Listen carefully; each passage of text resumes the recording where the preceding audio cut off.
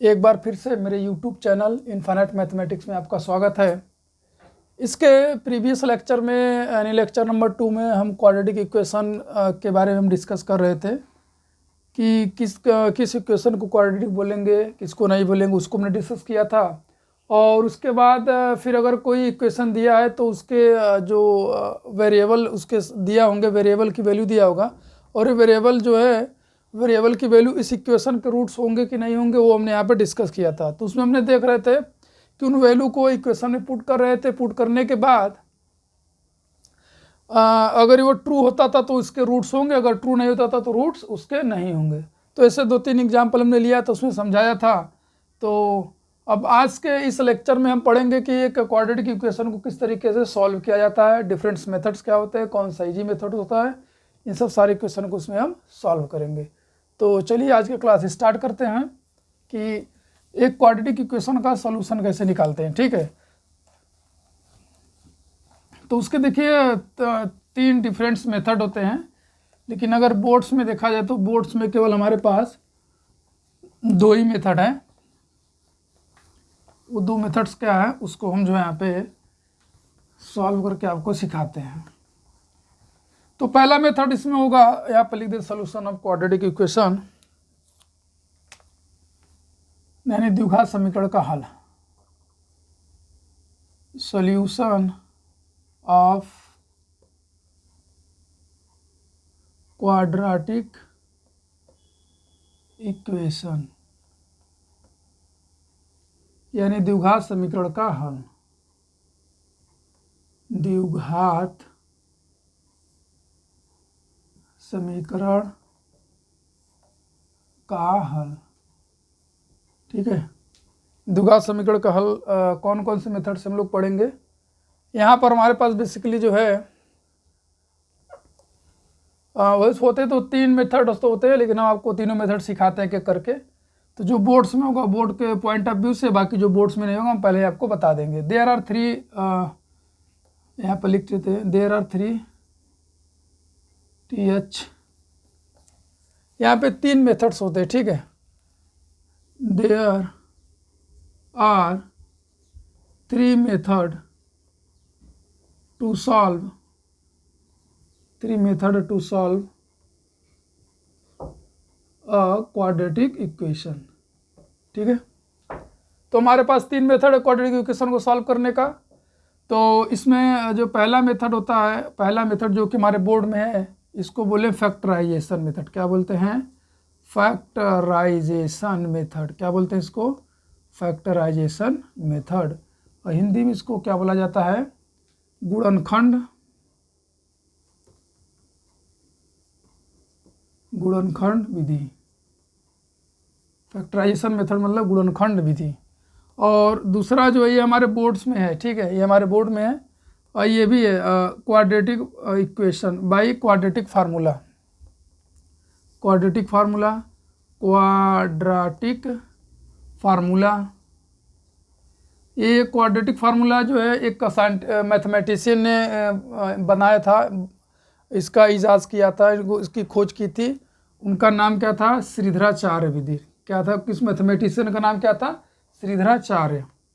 SHI Shri, SHRI Shridharacharya, CHARY Shridharacharya. ठीक है, तो ये मैथमेटिशियन थे जिनको हम लोग उनके नाम से, क्या नाम है उनका? श्रीधराचार्य मेथड। ठीक है, क्वाड्रेटिक फार्मूला, इसमें एक फार्मूला उस फार्मूले पर वैल्यू को पुट करना है, वहाँ से निकालना है। ठीक है, इसमें तो फैक्टराइजेशन मेथड है जो कि हम क्वाड्रेटिक पॉलिनोमियल में हमने आपको सॉल्व करके सिखाया था कैसे करते हैं। तीसरा होता है by making perfect square. By making perfect square, by making perfect square method. Perfect, by making perfect square method, SQAR square method. तो अगर देखा जाए तो आपके बोर्ड के पॉइंट ऑफ व्यू से ये आपके बोर्ड्स में है, फैक्टराइजेशन मेथड और क्वाड्रेटिक फार्मूला भी है। ये वाला आपके बोर्ड में नहीं है, तो इसको हम इस पे बहुत ज़्यादा डिटेल में तो नहीं डिस्कस करेंगे, लेकिन फिर भी किस तरीके से करते हैं 1-2 क्वेश्चंस को इसमें आपको बताएंगे। ठीक है, तो ये आपके 3 मेथड्स होंगे।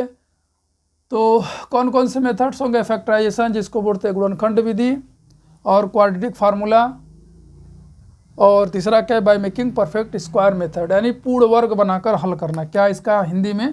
पूर्ण वर्ग बनाकर सॉल्व करना, पूर्ण वर्ग बनाकर हल, पूर्ण वर्ग बनाकर हल। ठीक है, तो इस तरीके से जो है ये हमारे पास 3 मेथड्स हैं। तो आइए डिस्कस करते हैं एक एक ठो।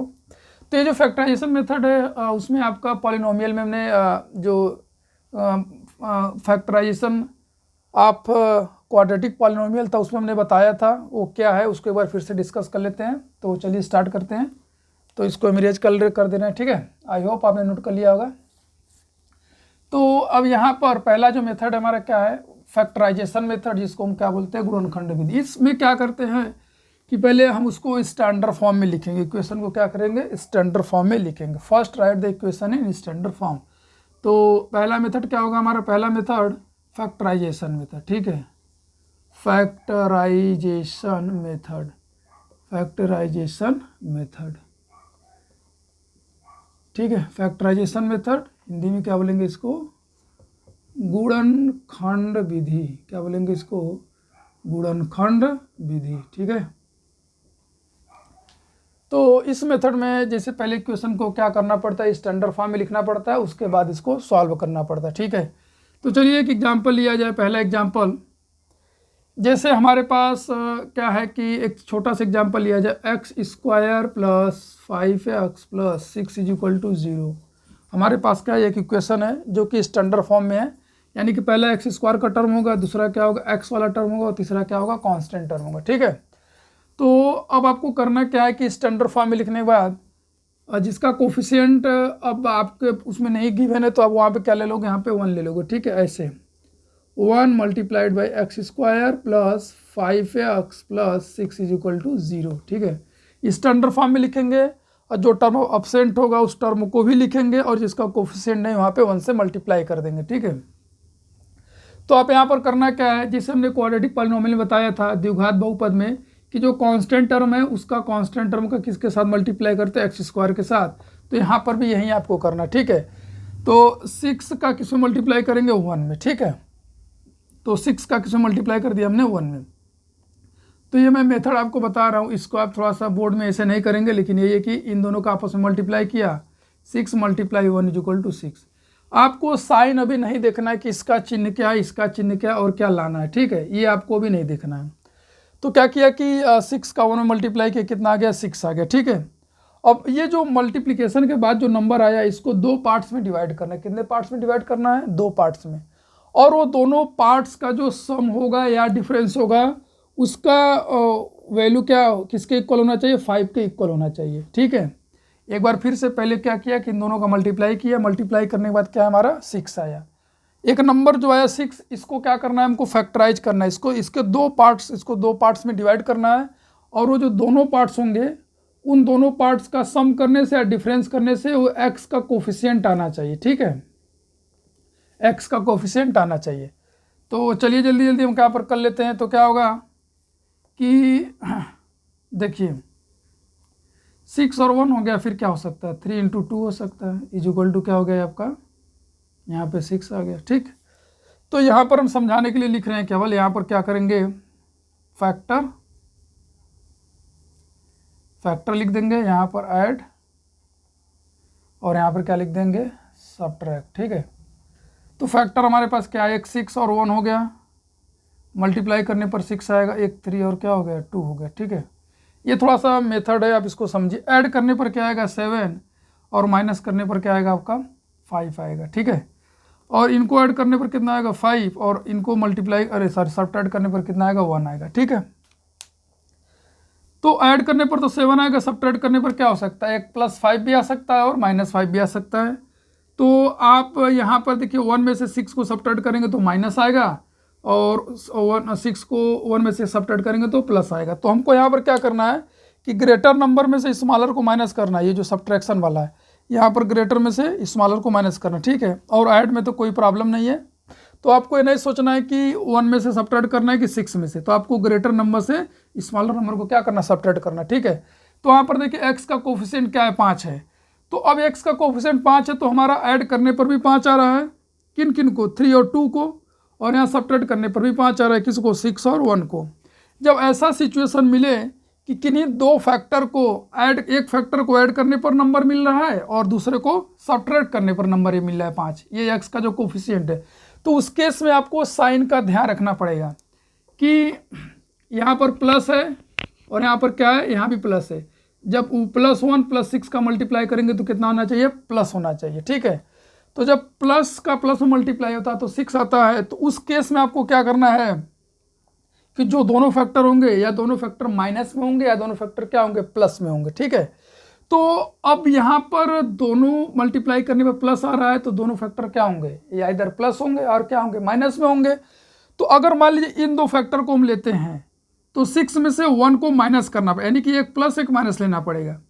तो ये तो गलत हो जाएगा क्योंकि दोनों फैक्टर को क्या होना है, या तो प्लस होना है या तो क्या होना है, माइनस होना है, ठीक है। तो यहाँ पर सही है कि 3 और 2 ये दोनों प्लस लेंगे तभी हमारा क्या आ जाएगा, 5 आ जाएगा, ठीक है। तो अभी हम उसको लिखेंगे, पहले फ़िलहाल में इस चीज़ को आपको समझना पड़ेगा कि जब दो फैक्टर्स यानी कि सब्ट्रैक्ट करने पर भी आ रहा है x का कोफिशिएंट और ऐड करने पर भी आ रहा है दोनों फैक्टर को, तो उस केस में हमको क्या कर रख लेना है कि इनके साइन का ध्यान रखना है, 6 और 1 के। अदरवाइज अगर ऐसा नहीं आता है तो आपको साइन का ध्यान रखने की ज़रूरत नहीं है। तो यहाँ पर 3 और 2 होगा क्योंकि 3 भी प्लस होगा और 2 भी प्लस में होगा, तो हमारा मल्टीप्लाई करने पर क्या आएगा, प्लस। और इसको हम 6 और 1 को नहीं ले सकते क्योंकि एक प्लस होगा एक माइनस, मल्टीप्लाई करेंगे तो क्या आ जाएगा, माइनस आ जाएगा। तो चलिए अब इसको जल्दी से यहाँ पर सिंप्लीफाई कर लिया जाए।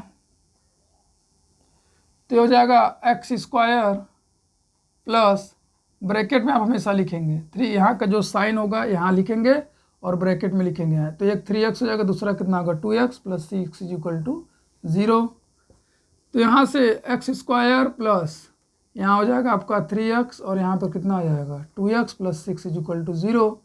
यहाँ से आप कॉमन क्या ले लेंगे, x को कॉमन ले लेंगे तो क्या आएगा x प्लस 3, और यहाँ से यही चीज़ आप यहाँ पे लिख दो ब्रैकेट में, वहाँ पर भी हमने समझाया था कि इसमें आपको क्या, नंबर तो यहाँ पर कुछ दिख नहीं रहा आपको, जैसे यहाँ पर 1 है तो नंबर में तो कुछ कॉमन है नहीं 1 और 3 में, तो उसको तो फिर मिलेगा नहीं। फिर वेरिएबल में मैंने देखा, वेरिएबल में कितना x कॉमन है, यहाँ से x आएगा तो यहाँ x बचेगा, यहाँ पर ये 3x गायब हो गया तो 3 बचेगा। और वही चीज़ यहाँ पर भी आपको लिख देना है, यहाँ पर ब्रैकेट में सेम लिख देना है और यहाँ का साइन यहाँ पे आपको लिख देना है, ठीक है। अब यहाँ पर ऐसा हम क्या लिखें कि हमारे यही नंबर आ जाए मल्टीप्लाई करने पर, तो आपको क्या करना है कि x वाले पार्ट को देखिए, यहाँ पर x है, यहाँ पे 2x चाहिए, तो किससे मल्टीप्लाई कर देंगे, 2 से। तो या तो आप कॉमन लेकर कर सकते हो कि 2 कॉमन ले लिए तो यहाँ x बचा, यहाँ पर कितना बचा, 3 बचा, क्योंकि 2 से दोनों को डिवाइड करते हैं, ठीक है। तो आप यहाँ पर 6 की तरह भी सोच सकते थे कि जैसे यहाँ 6 है, यहाँ पर 3, तो बाहर किससे मल्टीप्लाई करें, 6 आ जाए 2 से, ठीक। अब ये देखिए ये दोनों कॉमन, x प्लस 3 और यहाँ पर x प्लस 2 = 0। तो एक बार ये 0 होगा और x प्लस 2 = 0। यहाँ से x की वैल्यू -3 आ जाएगी और यहाँ से कितनी आ जाएगी, -2। तो इसके जो रूट्स हैं या सॉल्यूशन है क्या है, -3 और -2। यहाँ पर आप लिख देंगे रूट्स = -3, -2, ठीक है। चलिए ये हमारा फर्स्ट एग्जाम्पल था जो कि हमने अच्छे से सिस्टमेटिक ढंग से समझाया। तो इसके बाद एक थोड़ा सा जनरल फॉर्म बता देते हैं आपको कि कभी कन्फ्यूजन सा ना हो, ठीक है। चलिए जो बच्चे ज़्यादातर सॉल्व करते हैं, ठीक, तो आई होप आपने इसको नोट कर लिया होगा। अब हम आगे चलते हैं। तो आगे चलने से पहले एक चीज़ हम आपको बता देना चाहते हैं कि जैसे बच्चों का साइन में बड़ा प्रॉब्लम होता है कि प्रोडक्ट हमने किया, कौन सा फैक्टर माइनस लेना, कौन सा प्लस लेना है, दोनों को प्लस लेना है, दोनों का माइनस, ये याद थोड़ा सा रखने वाली बात है। तो यहाँ पर आप देखिए जैसे आपके पास मान लीजिए क्या है कि ax² प्लस bx और प्लस c = 0 है, ठीक है। पहले स्टैंडर्ड फॉर्म में लिख लेंगे, पावर 2, पावर 1 और 0 पावर, ठीक है। अब इन दोनों का मल्टीप्लाई करते हैं, किसका, इन दोनों का मल्टीप्लाई करते हैं। अगर यहाँ पर कोई फैक्टर नहीं है गुणांक x² का, तो इसको मान लेंगे, तो यह आएगा a × c आएगा, क्या आएगा, a × c, ठीक है। अब हमको क्या करना है कि जो मल्टीप्लाई करने के बाद आएगा, अब x का जो कोफिशिएंट है वो हमको लाना है वो कैसे लाना है कि इनके मल्टीप्लिकेशन से जो नंबर आएगा उनका 2 फैक्टर बनाना है, वो 2 फैक्टर को ऐड या सब्ट्रैक्ट करके एक्स का कोफिशिएंट हमको लाना है, ठीक है। तो अब उनको प्लस लेना है कि माइनस लेना है, वो चीज़ हम यहाँ पर थोड़ा सा दिखा रहे हैं, ठीक है।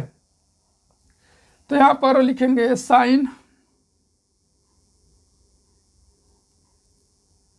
यहाँ पे लिख लिया ए,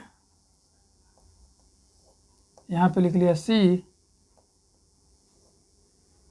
यहाँ पे लिख लिया बोथ फैक्टर, ठीक है, दोनों गुणनखंड। यहाँ पर हम एक चीज़ बना ले रहे हैं, यहाँ पे साइन एक बना ले रहे हैं, एस आई जी एन, जिसको हम चिन्ह बोलेंगे कि क्या होगा, ठीक है। अगर मान लीजिए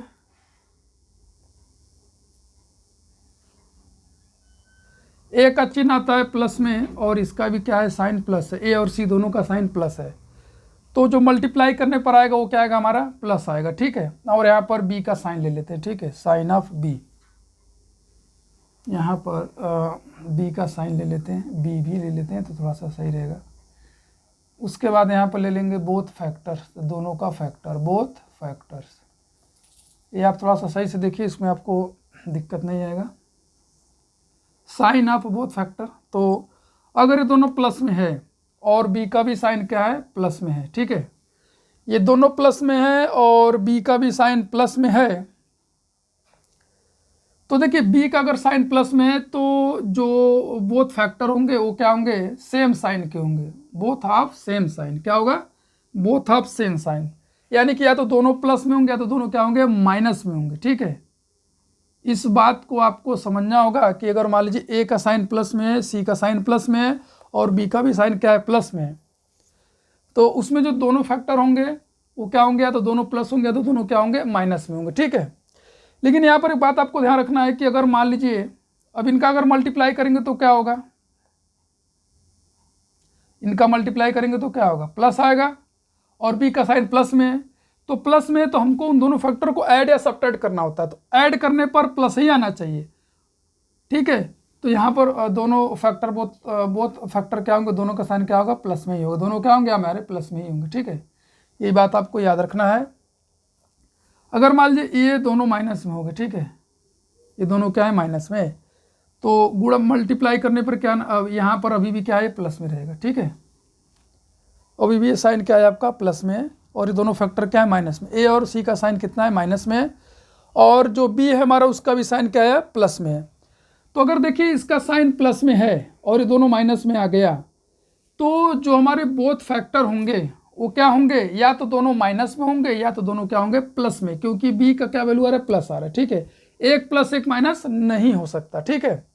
चूंकि यहाँ पर दोनों माइनस में है और यहाँ पे प्लस है, तो जो दोनों फैक्टर होंगे वो भी दोनों क्या होंगे, हमारे प्लस में ही आएंगे, किस में आएंगे, प्लस में ही आएंगे, क्योंकि अगर दोनों फैक्टर माइनस हुए तो बी का साइन क्या है, प्लस में, जबकि आना क्या, प्लस में है, जबकि आना क्या चाहिए, प्लस में ही। अगर दोनों फैक्टर को माइनस में ले लिया तो ऐड करने पर क्या आएगा, माइनस आएगा, जो कि ये सही नहीं होगा, ठीक है। तो इसलिए याद रखना, ये जो इंपॉर्टेंट चीज़ हम बता रहे हैं इसको आपको अच्छे से ध्यान रखना है, ठीक। अब यहाँ पर आ जाते हैं, मान लीजिए कि एक का साइन प्लस में हो जाए, एक का माइनस में, ठीक है, या ये माइनस में या ये प्लस में, ठीक। अगर एक प्लस एक माइनस में हुआ और इसका साइन मान लीजिए माइनस में है, ठीक, नहीं अभी प्लस में ही ले रहे हैं, अभी भी क्या है, ये प्लस में ही है, तो एक प्लस एक माइनस में हुआ तो इसमें जो ग्रेटर फैक्टर होगा उसको प्लस में लेना, ठीक है। ग्रेटर फैक्टर को क्या लेना है, प्लस में, greater number is equal to plus और smaller number is equal to minus, smaller number is equal to minus, ठीक है। तो एक प्लस में एक माइनस में है तो ग्रेटर फैक्टर को क्या लेंगे, प्लस में लेंगे, और स्मॉलर नंबर को क्या लेंगे, माइनस में लेंगे, क्योंकि बी का ही साइन बताएगा कि जो फैक्टर उनका साइन क्या लेना है हमको, ठीक है। तो अब यहाँ पर जो है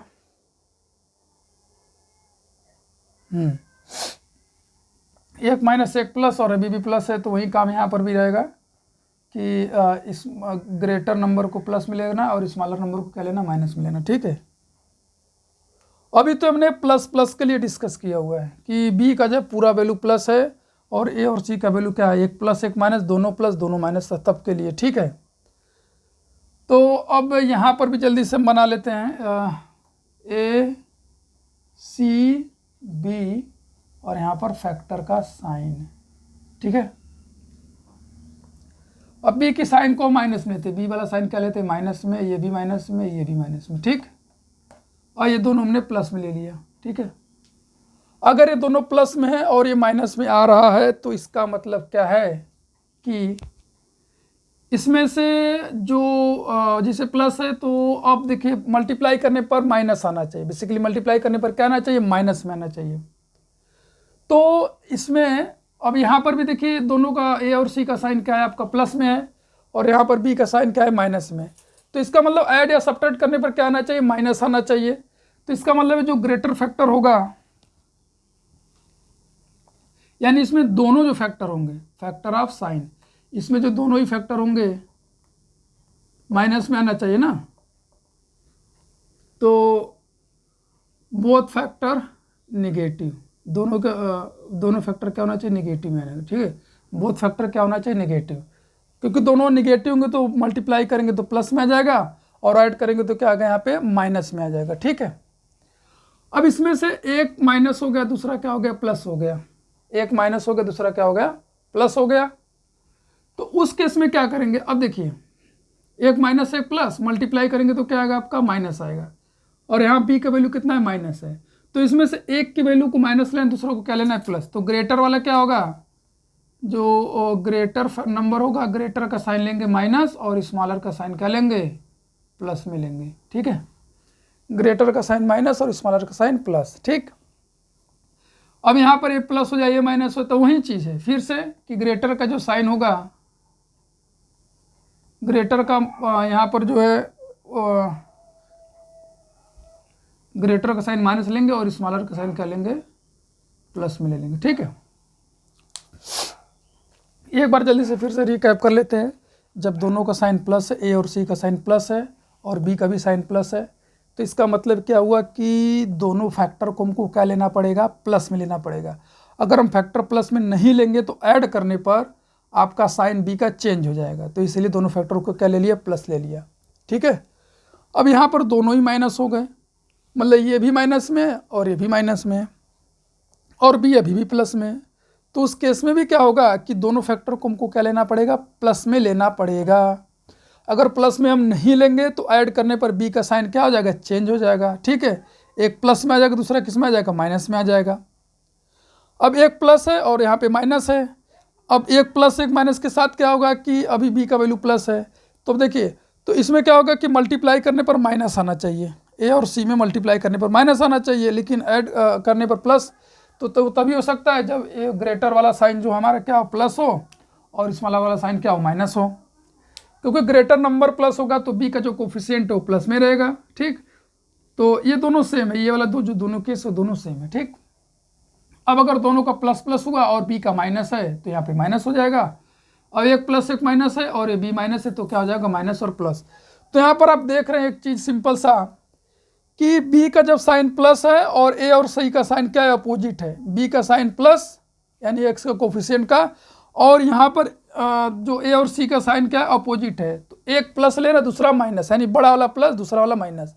यहाँ पर बी माइनस हो गया और ए और सी का क्या है, साइन अपोजिट है, तो ग्रेटर माइनस होगा, स्मॉलर क्या होगा, प्लस। ठीक, और दोनों प्लस है, ये प्लस है तो प्लस आएगा, इधर प्लस है ये माइनस है तो माइनस, एकदम same, plus plus plus plus plus minus minus. ठीक, तो आई होप आपको ये समझ में आ गया होगा कि किस तरीके से हमने साइन को लेकर बताया। हालांकि इतना ज़्यादा आपको नहीं सोचना है, जो हम मेथड बता रहे हैं उस मेथड से आप करेंगे, आपको कभी भी प्रॉब्लम नहीं होगा साइन को लेकर के। ठीक है, तो चलिए नेक्स्ट एग्जाम्पल की तरफ चलते हैं। ये तो था साइन को लेकर के, आई होप आपको समझ में आया होगा।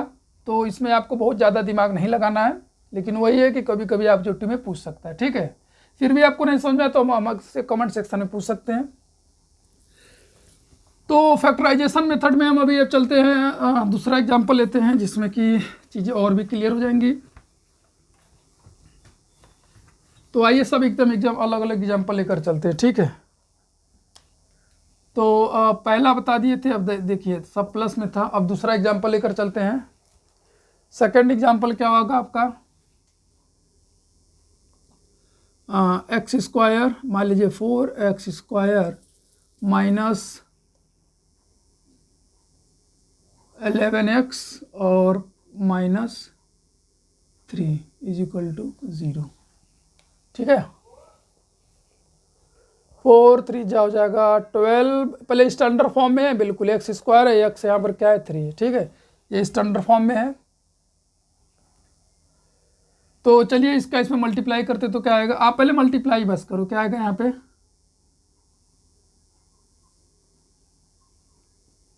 4 मल्टीप्लाइड बाई 3 दैट इज कितना आ जाएगा 12 आ जाएगा। ठीक है, और 12 को क्या क्या फैक्टर हो जा सकते हैं, 6 × 2 होगा इज इक्वल टू कितना आ जाएगा 12, और 12 इंटू कितना आ जाएगा 1 इज इक्वल टू कितना आ जाएगा 12 आएगा। ठीक है, अब देखिए, अब हमको जो x का कोफिशिएंट है, हम साइन को लेकर जो हमने बताया था उससे नहीं, बस ऐसे बता रहे, x का कोफिशिएंट है वो कितना है आपका 11 है। ठीक है, x का कोफिशिएंट 11 है, 11 किस में आएगा, 4 और 3 को ऐड करेंगे तो 7 आएगा, और माइनस करेंगे तो कितना आएगा आपका 1 आएगा। 6 और 2 को ऐड करेंगे तो 8 आएगा, और 6 में से 4 को माइनस करेंगे तो कितना आएगा 4 आएगा।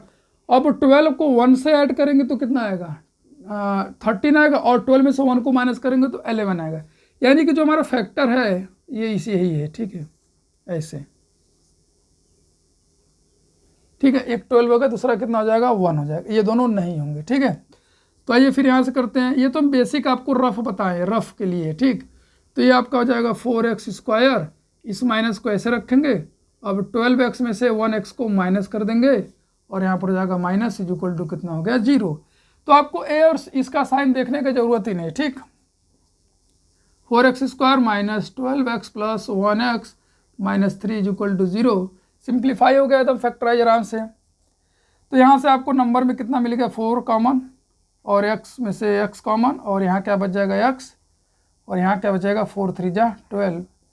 तो बस आग बन करके यहाँ का साइन आपको लिखना है, और ब्रैकेट में यही चीज़ लिख देना है, और इज इक्वल टू 0।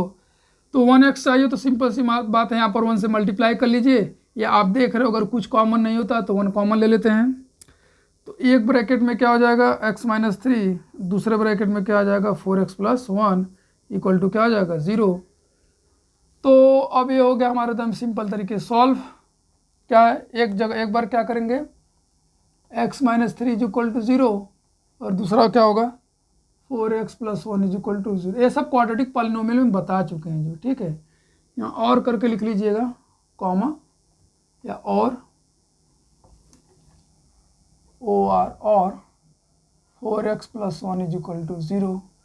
तो यहाँ से x की वैल्यू 3 आ जाएगी, और यहाँ से x की वैल्यू क्या आ जाएगी 1 को उधर भेजेंगे -1, और 4 से डिवाइड कर देंगे तो ये हो जाएगा। ठीक है, यहाँ पर हमारे रूट्स निकल गए। ये था हमारा सिंपल तरीका करने का। तो आइए कुछ और एग्जाम्पल लिया जाए, जैसे एग्जाम्पल नंबर 3, जिससे क्लियरिटी और क्लियर होगी कि x² minus 1x plus 3 is equal to 0 हो जाए। ठीक है, यहाँ पे -3 ले लिया, यहाँ पे 2 ले लिया जाए, और यहाँ पे -3 ले लिया जाए। ठीक है, तो यहाँ पर 1 है तो 3 का 1 में मल्टीप्लाई करेंगे तो कितना होगा 3 मल्टीप्लाइड बाई 1, यानी कांस्टेंट टर्म का x² का कोफिशिएंट में 3 ही आएगा। अब तो इसका कोई फैक्टर बनेगा ही नहीं, बस केवल 3 और 1 बनेगा। तो ये तो और भी आसान हो गया, x² माइनस, तो 3 में से 1 को माइनस करेंगे तो क्या आएगा, या आप यहाँ पे माइनस लिखेंगे, जो साइन रहेगा वो फिर ब्रैकेट में लिखना है, 3x माइनस 1x और -3 इज इक्वल टू 0। यहाँ से आपका आ जाएगा x² minus 3x plus 1x minus 3 is equal to 0। अब आप यहाँ पर देखिए आपको कॉमन क्या दिख रहा है, नंबर में तो कुछ कॉमन दिख नहीं रहा है, तो x कॉमन ले लिया, x माइनस क्या बचेगा यहाँ पर 3, तो जो साइन है वो साइन हो गया, x यहाँ पर आ गया, और यहाँ पर भी क्या बचेगा, कुछ भी कॉमन नहीं है, तो सिंपल सी बात है 1, यानी जो यहाँ पे लिखे वही यहाँ पर भी लिख दीजिए, काम खत्म आपका। तो एक ब्रैकेट में बचेगा x माइनस 3 यहाँ से, और दूसरे में क्या बचेगा x प्लस 1। ठीक है, तो हो गया हमारे 2 फैक्टर आ गए। अब 2 फैक्टर एक बार ये 0 कर देंगे, दूसरी बार ये 0 कर देंगे, तो क्या हो जाएगा x minus 3 is equal to 0 और x plus 1 is equal to 0। तो यहाँ से क्या आ जाएगा, x इज इक्वल टू 3 और यहाँ से कितना आ जाएगा -1। यही इसका क्या होगा सोल्यूशन। आपको अगर चेक करना है कि आपका ये रूट सही है कि नहीं, तो x की वैल्यू इसमें आप पुट करेंगे, देखेंगे 0 आ जाएगा, -1 को भी पुट करेंगे 0 आ जाएगा। इसके पहले स्टार्टिंग वाले लेक्चर में ही हमने बताया था कि अगर कोई वेरिएबल की वैल्यू आपको गिवन है तो उसका रूट सही कि नहीं वो कैसे चेक करेंगे, हमने इसमें पुट करके आपको दिखाया था। तो आई होप ये आपको समझ में आ रहा होगा। तो कुछ बड़े नंबर्स को एक बार लेकर फैक्टराइज करके देखा जाए कि क्या जो हम यहाँ पर बता रहे वो सही है कि नहीं, उस चीज़ को थोड़ा सा देखा जाए। तो आई होप आपको समझ में आया होगा। इसको आप नोट कर ले, तो फिर हम थोड़ा सा आगे चलें जो है।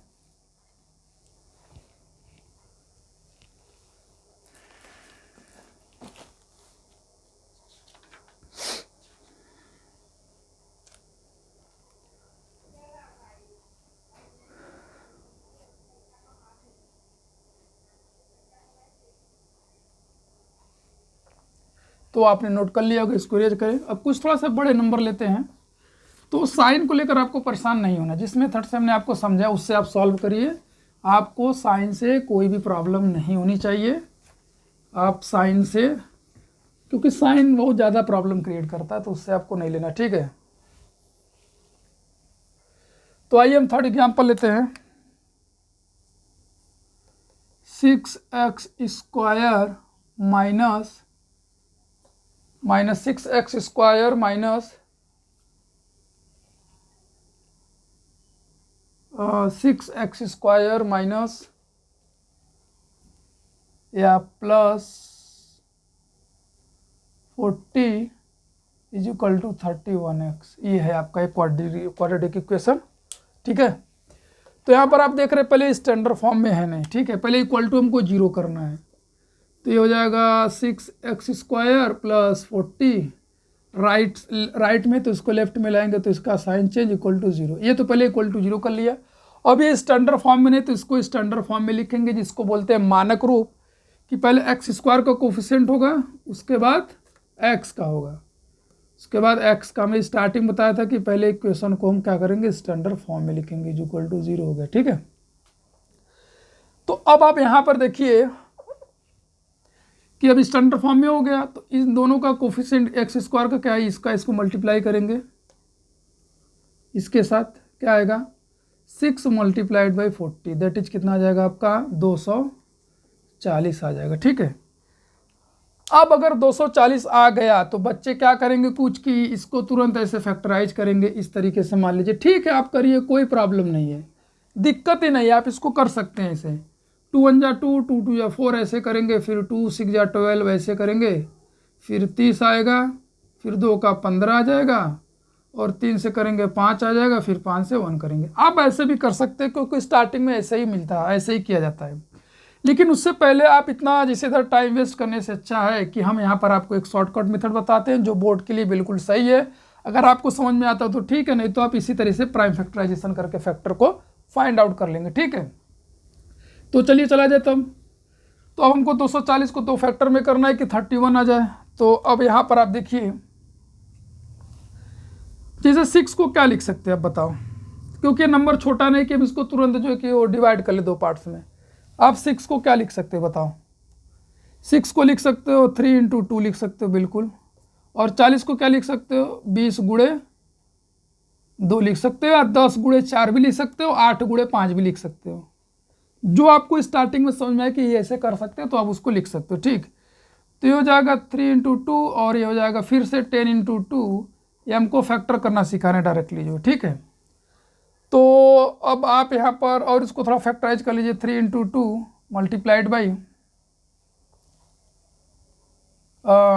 5 × 2 मल्टीप्लाइड बाई 2 × 2 × 2।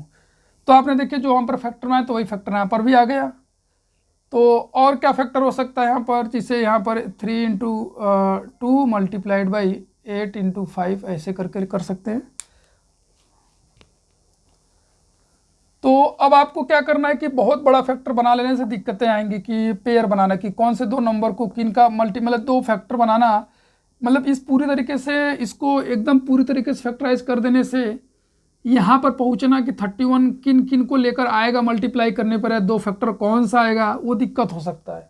तो आप क्या करोगे कि पहले इस तरीके जैसे हमने बताया ना, ऐसे आप बनाओगे तो आपको दिक्कत प्रॉब्लम नहीं होगा। जैसे देखिए, एक बार फिर से थोड़ा सा इसको लिख लिया जाए।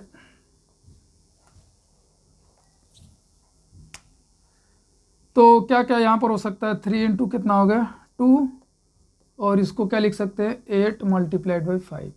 आप पहले इसमें सर्च करो कि क्या ये 31 मिल सकता है, क्या है, बिल्कुल मिल जाएगा। देखिए अब 8 दूनी का कितना होता है,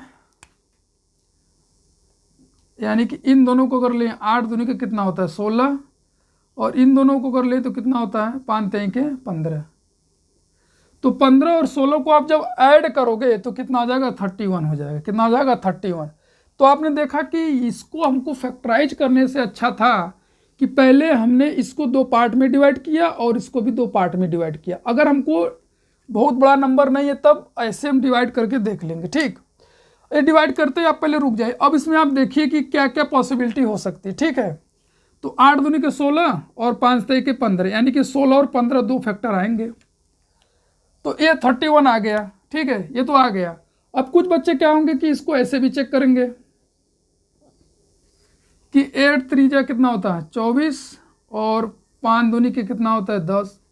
तो देखो 24 में से 10 को माइनस करोगे कितना आएगा आपका 14 आएगा, और इसको ऐड करोगे 34 आएगा। ये तो हो नहीं सकता। ठीक है, तो इसको हम क्या करेंगे हटा देंगे। ऐसे ही आपको चेक करना है।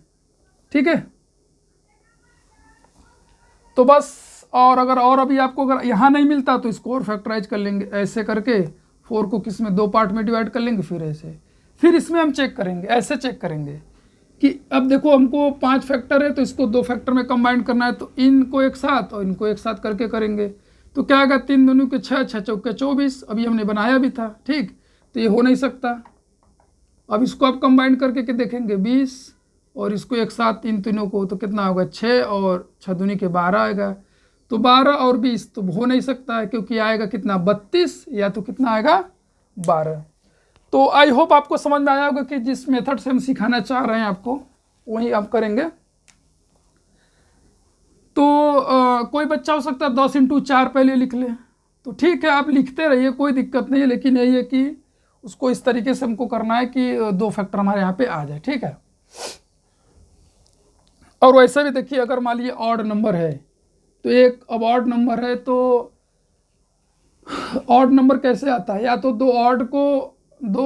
एक ऑड में से दूसरे ऑड को सब्ट्रैक्ट करें, नहीं तो क्या आ जाएगा, यहाँ पर ऑड है ना, यहाँ पर ऑड। एक कॉन्सेप्ट पर आप देखिए कि ऑड को जब ऑड में हम ऐड करते तो इवन आता है। ठीक है, ऑड को इवन में ऐड करेंगे तो कितना आता है ऑड आता है, इवन को ऐड करेंगे तो कितना आ जाएगा इवन आएगा। ठीक है, इस बात को आप ध्यान रखिए कि यहाँ पर एक्स का कोफिशिएंट ऑड इवन है तो दोनों ऑड हो सकता है या दोनों इवन हो सकता है। अगर इवन है, सॉरी ऑड है, तो एक ऑड होगा दूसरा क्या होगा इवन है। तो यहाँ पर क्या ऑड है, तो यहाँ पर देखिए 2 फैक्टर आया था। कौन कौन सा आया था, एक आया था 16 और दूसरा कितना आया था 15। एक ये भी एक अच्छा मेथड हो सकता है, मिस्टेक ना हो। तो ये आ गया आपका इवन और एक ऑड हो गया, क्योंकि जो एक्स का कोफिशिएंट है कितना आपका ऑड है। तो आई होप आपको समझ में आ गया। तो चलिए जल्दी जल्दी थोड़ा सा इसको नोट कर लिया जाए। तो 2 फैक्टर हमारे यहाँ पर आ गए, कौन कौन से, एक आ गया आपका 16x, यहाँ पर माइनस बना दिया 16x, और दूसरा कितना आ गया 15x। ठीक है, यहाँ पर आपको साइन का कोई प्रॉब्लम नहीं, ब्रैकेट के बाहर वहीं साइन लिख देंगे। फिर आ जाएगा 6x² minus 16x minus 15x, minus का मल्टीप्लाई हो जाएगा तो सभी का साइन क्या जाएगा चेंज हो जाएगा। ठीक है, यह आ जाएगा आपका 40। ठीक, इन दोनों में देखिए कॉमन क्या आएगा आपका 2 आएगा कॉमन, और साथ ही साथ x भी आ जाएगा। तो यहाँ पर आएगा x माइनस 2 8 16, वही काम ये साइन लिख दीजिए, वही काम यहाँ पे कर दीजिए 8 इक्वल टू 0। यहाँ पे 15x चाहिए, यहाँ पर x है तो किससे मल्टीप्लाई कर देंगे, मिस्टेक्स, सॉरी यहाँ पे 3x आएगा। ठीक, यहाँ पे 3x आएगा, तो यहाँ पर 3x हो गया। ठीक, यहाँ पे सॉरी यार 2 3 हमने लिखा, तो यहाँ 3x है और यहाँ 15 चाहिए तो किससे मल्टीप्लाई कर देंगे 5 से, 5 3 15, यहाँ पर 80 है और सॉरी 40, यहाँ पर 8 है तो किससे मल्टीप्लाई करेंगे 80 है या 5 से। तो अब इन दोनों को एक ब्रैकेट में लिख लिया और यहाँ पर भी एक ब्रैकेट में लिख दिया इज इक्वल टू 0। तो अब हमारे पास आ गया दो फैक्टर कौन कौन से है, एक 3x - 5 = 0 और 2x - 5 = 0। तो यहाँ से आ जाएगा आपका 3x - 8 और यहाँ पर 2x - 5।